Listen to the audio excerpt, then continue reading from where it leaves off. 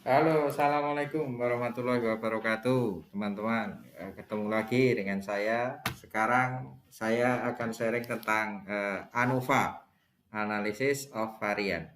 ANOVA ini adalah suatu analisis yang berbasis pada varian. Tentu kita semua sudah pernah belajar apa itu data deskriptif yang memuat beberapa ukuran pemusatan data, salah satunya adalah varian data. Varian data inilah yang nantinya akan digunakan sebagai dasar melakukan analisis. Lalu untuk apa analisis tersebut? Analisis tersebut adalah digunakan untuk tinjauan komparatif beberapa variabel. Jadi ada enggak perbedaan antar variabel? Ada enggak perbedaan variabel A dengan variabel B? Ada enggak perbedaan dari hal satu dan hal lainnya? Selanjutnya di sini ANOVA itu lebih fleksibel ya dibandingkan dengan uji variabel menggunakan T-student atau T-square.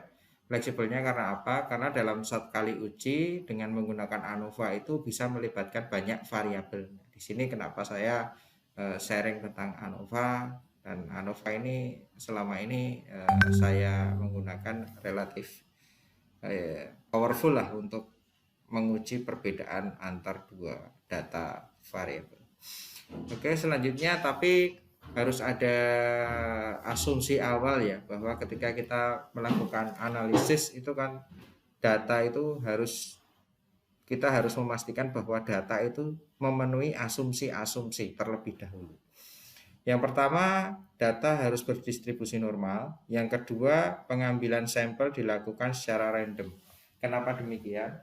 Karena di sini adalah asumsinya kita menggunakan suatu statistik yang parametrik. Jadi statistik parametrik itu data populasi menyebar normal. Nah, ketika data populasi menyebar normal, maka data sampel yang kita gunakan itu dapat digeneralisasi ke populasi.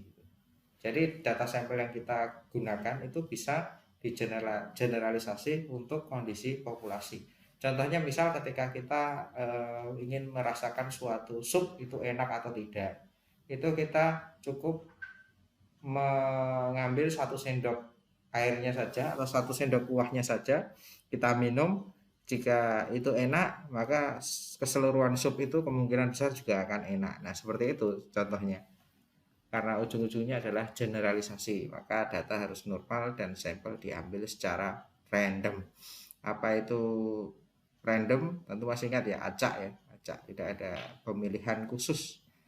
Nah, random itu sendiri juga ada beberapa sebetulnya, bisa stratified, bisa cluster, bisa full murni random, bisa juga sistematik gitu. Nah, itu akan ada pada penjelasan-penjelasan di materi yang lain. Selanjutnya bagaimana menyimpulkan ANOVA itu? Nah, output dari ANOVA itu biasanya kalau kita menggunakan Excel atau menggunakan SPSS nanti akan ada F-hitung. F-hitung itu nanti bisa kita bandingkan dengan F-tabel. Nah, namun yang lebih sederhana kita bisa melihat probability-nya atau signifikansinya. Nah, taraf signifikansinya itu kita bandingkan dengan toleransi kesalahannya. Jika toleransi kesalahannya itu tuh lebih besar daripada taraf signifikansinya, berarti H0-nya ditolak. Nah, begitu pula ketika sebaliknya, ketika taraf signifikansinya itu lebih besar daripada alfanya, maka H0 itu diterima. Nah, terkait H0 dan H1 atau H alternatif itu adalah ada pada pembahasan tentang bagaimana menyusun suatu hipotesis statistik penelitian. Nah, itu ada di materi lain.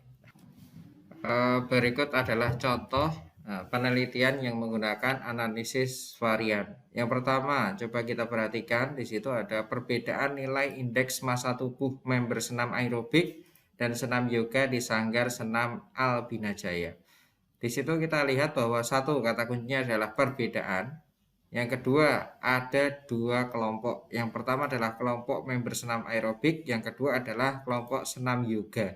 Di situ ada perbedaan tidak antara kedua kelompok tersebut? Ada beda nyata enggak? Ada beda signifikan enggak? Nah, itu yang akan dicari dengan menggunakan analisis varian. Coba kita perhatikan yang kedua, di situ ada perbedaan kelelahan kerja pada tenaga kerja shift pagi, shift siang, dan shift malam. Kata kerjanya di situ yang bisa kita ambil adalah satu perbedaan.